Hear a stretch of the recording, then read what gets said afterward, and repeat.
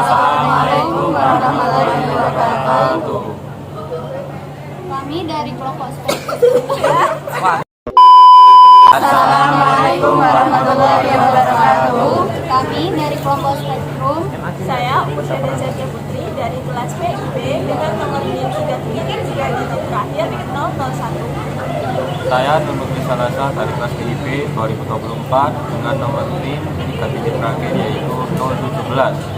Saya Rizka Ayu Amalia dari kelas PIB 24 dengan digit terakhir NIM yaitu 018. Saya Nisfatul Laila dari kelas PIA 24 dengan NIM 033.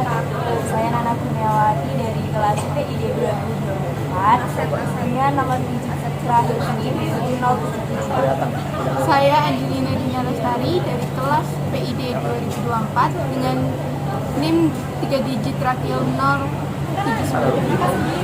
Saya Diara Rahma Aurelia dari kelas PID 2024 dengan 3 digit terakhir 096. Saya Erika Tia Agustina dari kelas PIB 2024 dengan NIM 3 digit terakhir 141.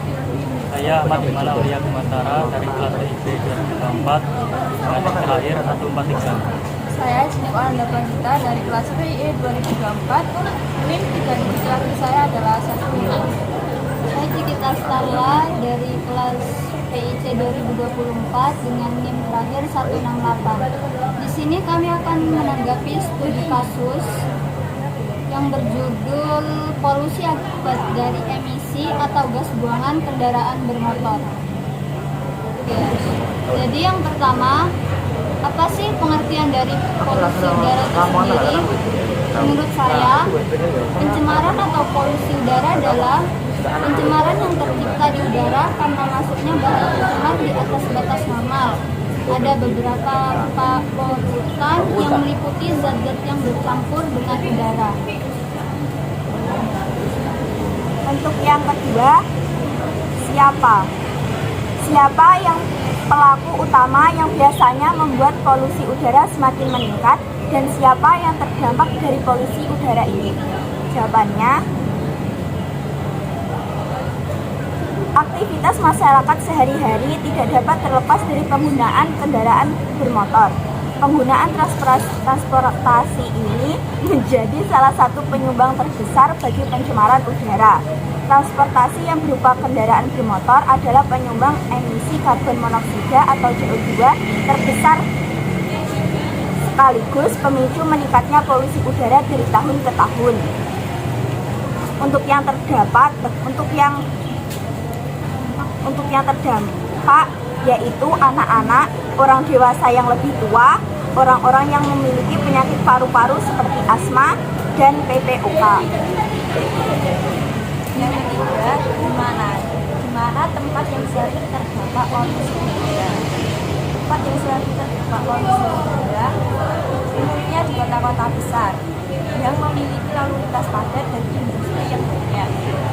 Tempat industri yang banyak seperti pabrik dan kegiatan lainnya. Yang keempat, kapan? Kapan jam-jam rawan yang biasanya sering menimbulkan polusi udara? Jam-jam rawan yang sering menimbulkan polusi udara pada jam-jam tertentu. Konsentrasi partikel polusi udara terukur di BMKG dapat melonjak sesuai dengan kadar polutan yang ada di udara. Yang kelima yaitu mengapa.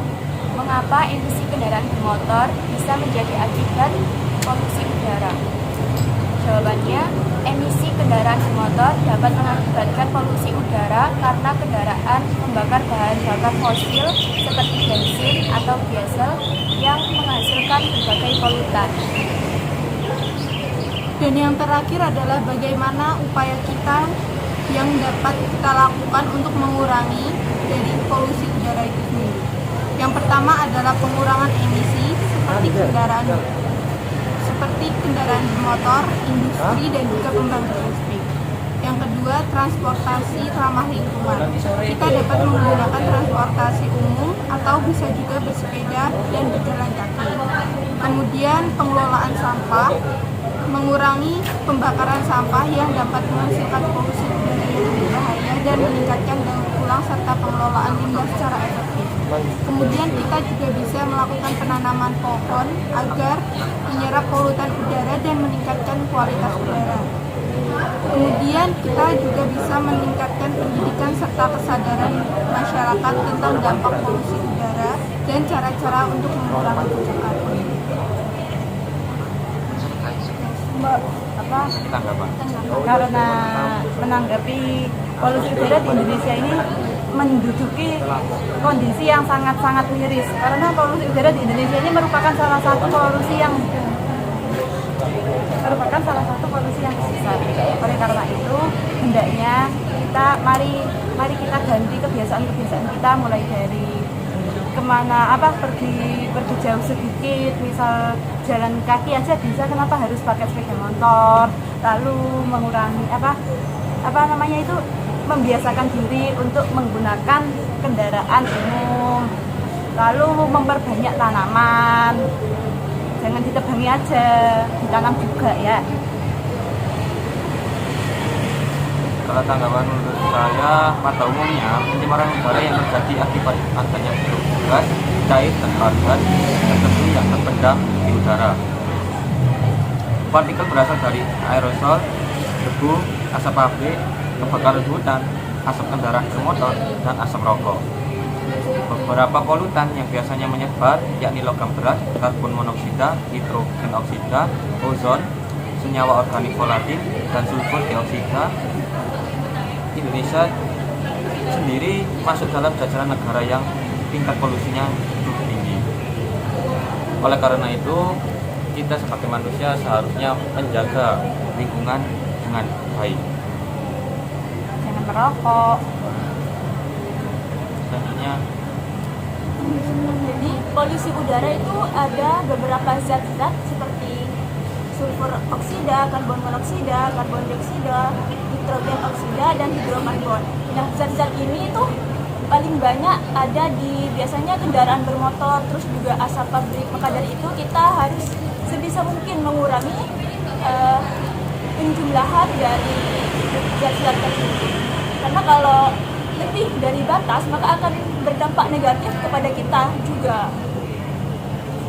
Baik dari kesehatan maupun secara finansial kita ya.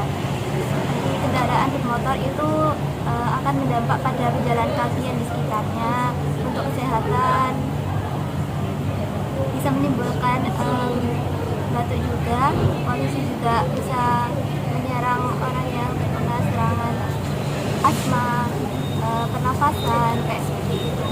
Jadi kita perlu kesadaran sih bagaimana pentingnya polusi itu untuk lingkungan kita sendiri. Oke, meskipun banyak dampak negatif dari polusi udara, ternyata ada dampak positif dari polusi udara, yaitu terciptanya kesadaran pada masyarakat tentang pentingnya cinta lingkungan dan inovasi teknologi ramah lingkungan. Terima kasih. Sekian tanggapan kasus dari kami semua, kurang lebihnya mohon maaf.